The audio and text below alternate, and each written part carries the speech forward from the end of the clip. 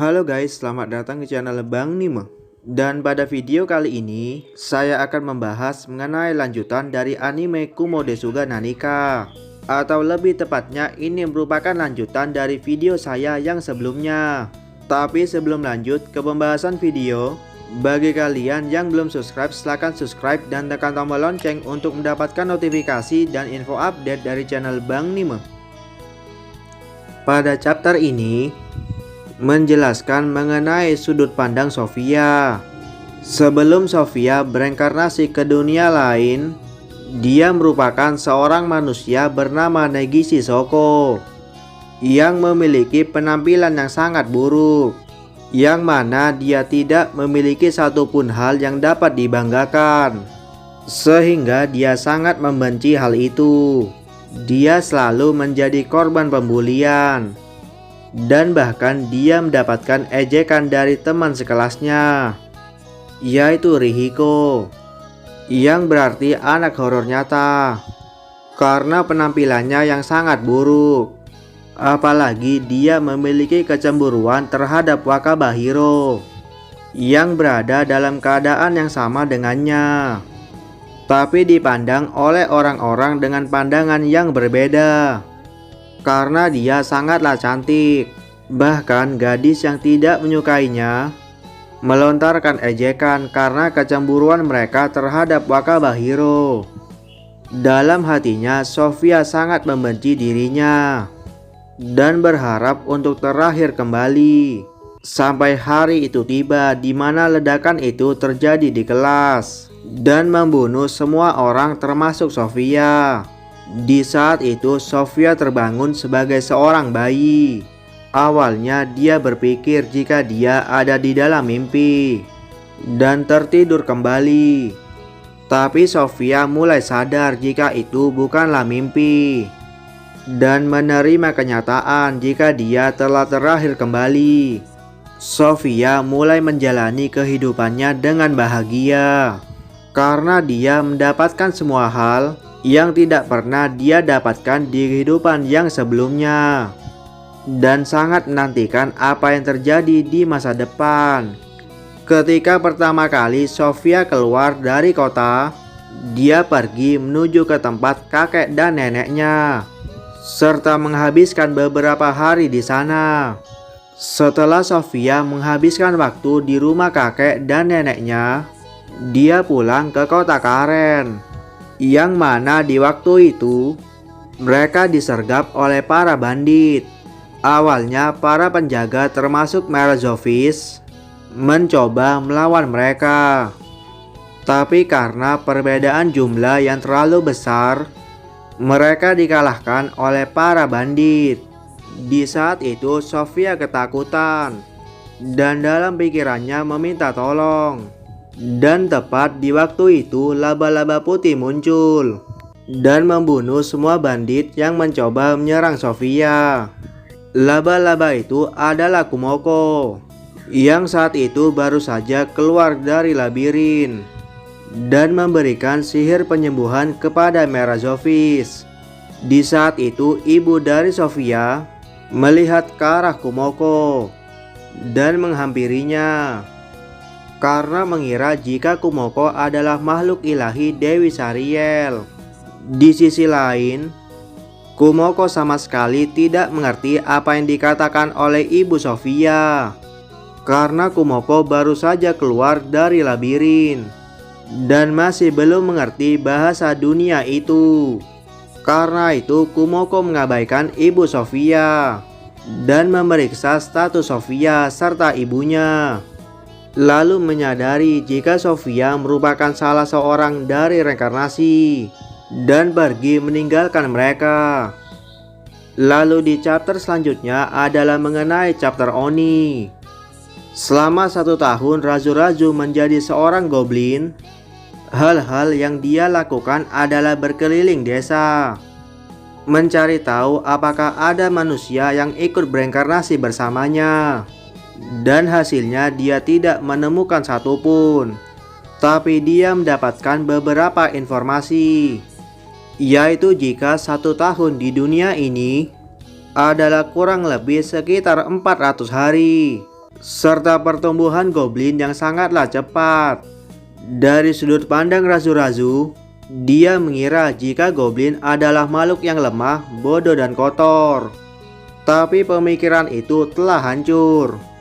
Karena goblin yang ada di desa ini hidup dengan kebanggaan. Pada awal hari mereka berdoa. Lalu setelah itu mereka melakukan tugas mereka masing-masing. Untuk goblin yang belum berevolusi, mereka harus meningkatkan kemampuan mereka. Dan bagi hobgoblin, mereka akan mengembangkan pelatihan mereka.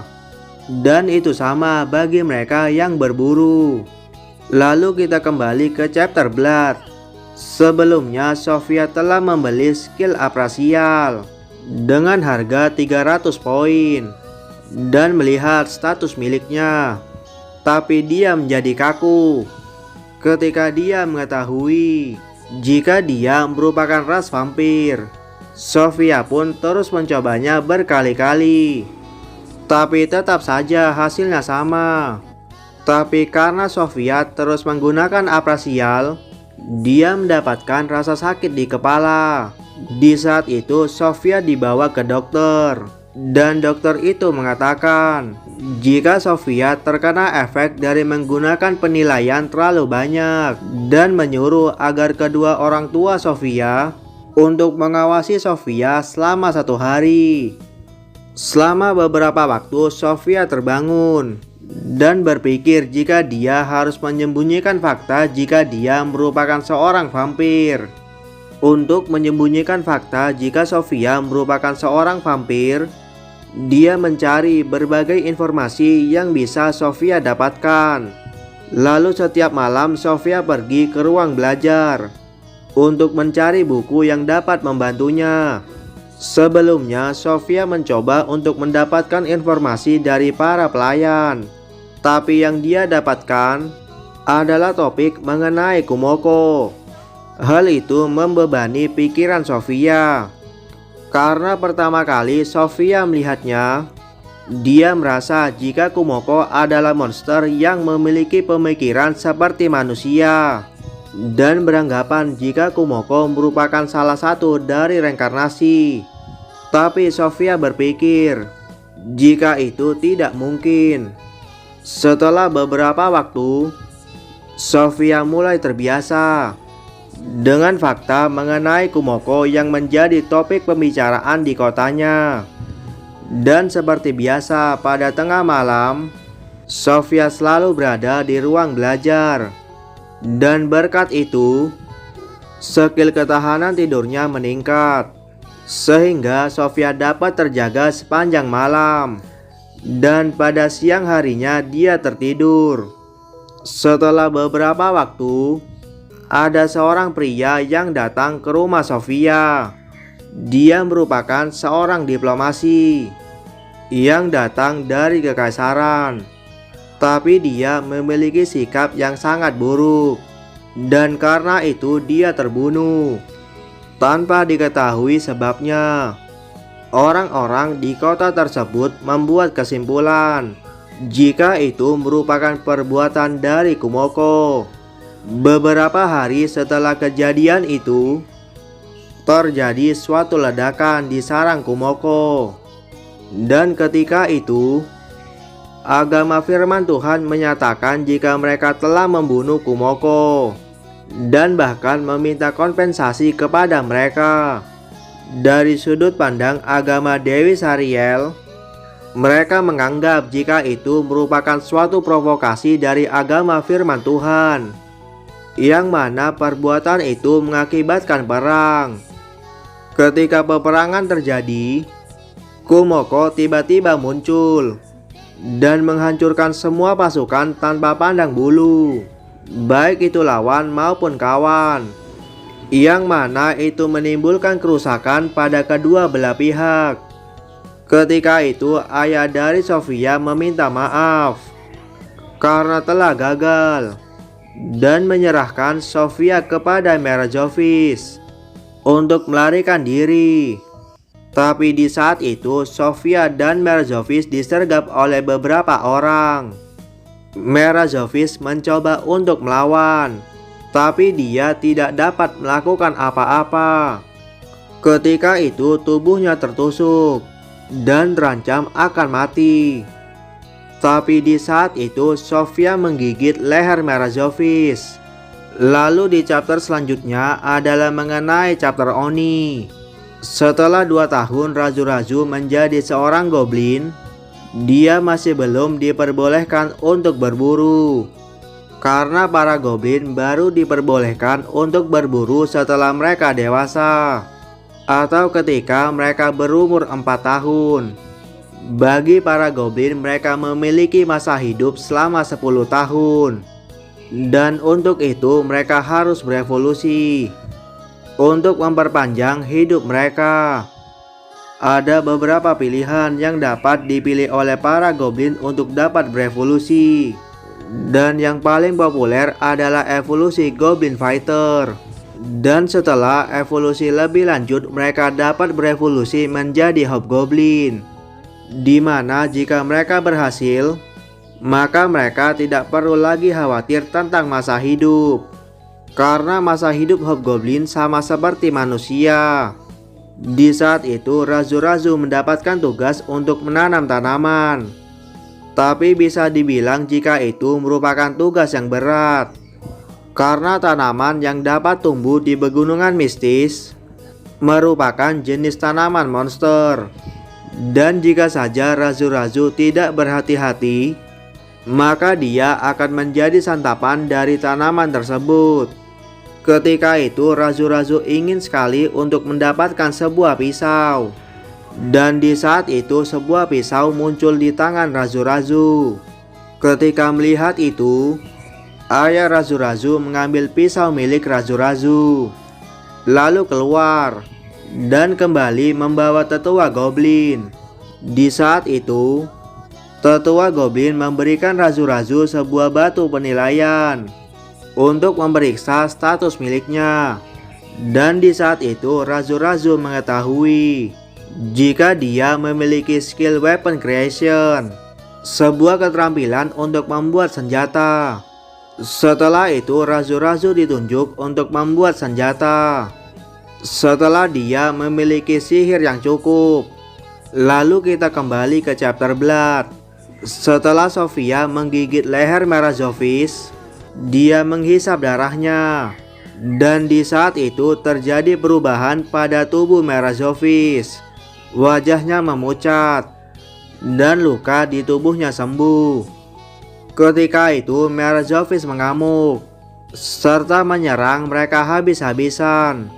Meski tubuhnya terluka, tapi Merazovic terus melawan demi melindungi Sofia.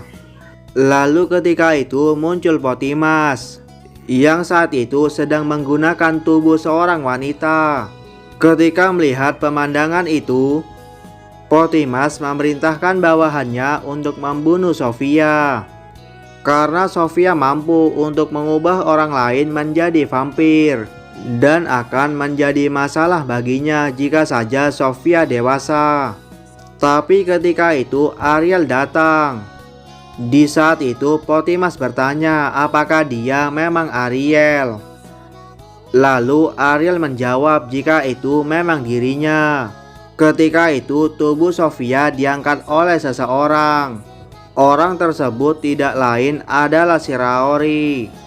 Ketika itu Sofia berpikir kenapa Shiraori ada di sini dan bagaimana Shiraori masih memiliki wajahnya di kehidupan yang sebelumnya. Lalu hal selanjutnya yang dilakukan oleh Shiraori adalah menurunkan Sofia dan menyembuhkan luka Merazovic. Di sisi lain, Ariel dan Potimas melakukan sedikit percakapan. Dan hal yang terjadi selanjutnya adalah Potimas yang memotong kepalanya dengan sihir. Ketika itu Ariel berbisik yang isinya ejekan terhadap Potimas, lalu berbalik menanyakan kondisi Sofia. Ketika itu Sofia mengantuk lalu tertidur. Dan di saat dia terbangun, dia berada di dalam tenda di hutan. dengan didampingi oleh Ariel, Merazovic, dan Shiraori. Di saat itu, Ariel memperkenalkan dirinya sebagai seorang Raja Iblis dan menggunakan telepati untuk melakukan percakapan dengan Sofia dan bertanya apakah Sofia merupakan salah seorang dari reinkarnasi. Baiklah, sekian video kali ini. Kurang lebihnya mohon maaf dan terima kasih telah menonton. Assalamualaikum warahmatullahi wabarakatuh.